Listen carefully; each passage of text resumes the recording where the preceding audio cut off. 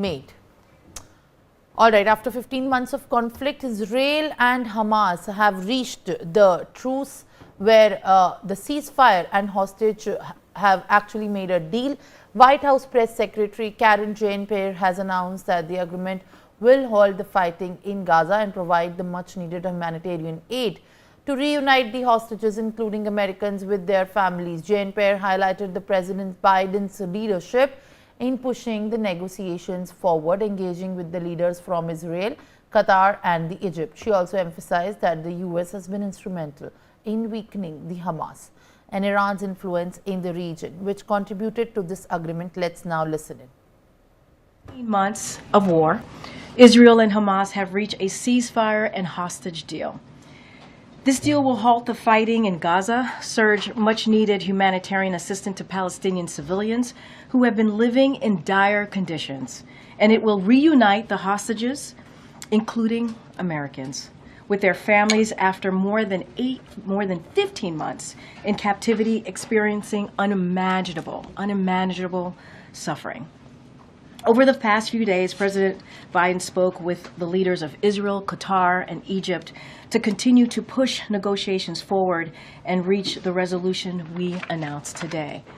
The process has been steered out of the West Wing at the direction of the President by National Security Advisor Jake Sullivan and driven to completion through relentless diplomacy by Middle East Coordinator Brett McGurk, who has been actively negotiating day and night in Doha.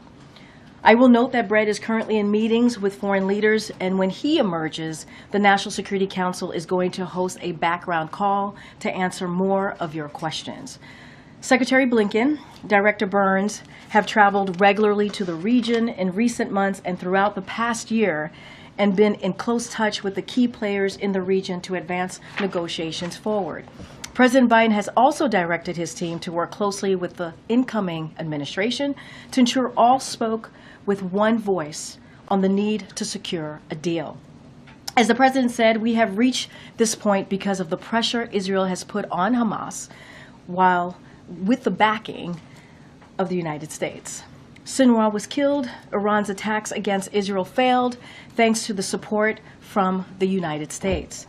We have built a coalition of nations to defend against Houthi attacks. We negotiated a ceasefire after Hezbollah was significantly weakened, and Iran is weaker today than it has been in decades. These developments, which the United States helped shape, have created new conditions in the region, conditions that have led to the outcome we are seeing today. Today, even as we welcome this news, we remember all of the families whose loved ones were killed in Hamas.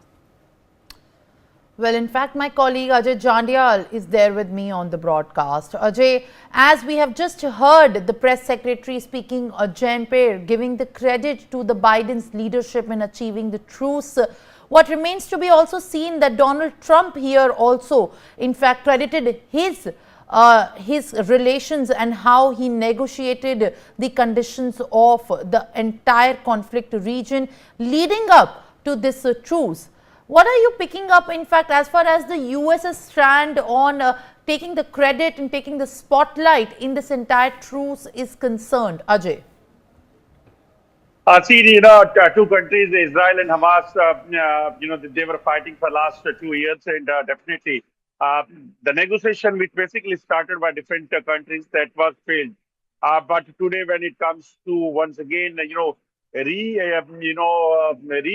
attempt to once again call for a ceasefire between the two countries, definitely Qatar, the US and other countries, they have basically tried and attempted for the same, and now it is giving results, so that basically gives a edge to Joe Biden this time, because he knows that he in next few days he's going to leave the office, and when they are able to basically make it possible as far as the Hamas and Israel war is concerned, and they are going to basically go for the ceasefire and release the hostages, those who were kept hostages by the Hamas for last 2 years.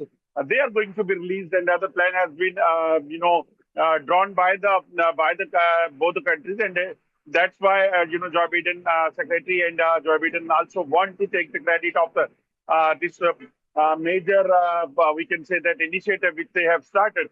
So let's see that what will happen, because this is not for the first time when such attempt is being made. Because in the past as well, such kind of attempt was made by several countries to pacify the things, but it was not done. So this time, if it happens, then definitely then credit goes to U.S. The present President Joe Biden, and also the other countries, those who are basically mediating between the two. But if it is not going to happen once again, then Trump have indicated that if he will come, then definitely once again he will broke out everything, and then there will be more, we can say, the trouble for between the two countries in the coming days.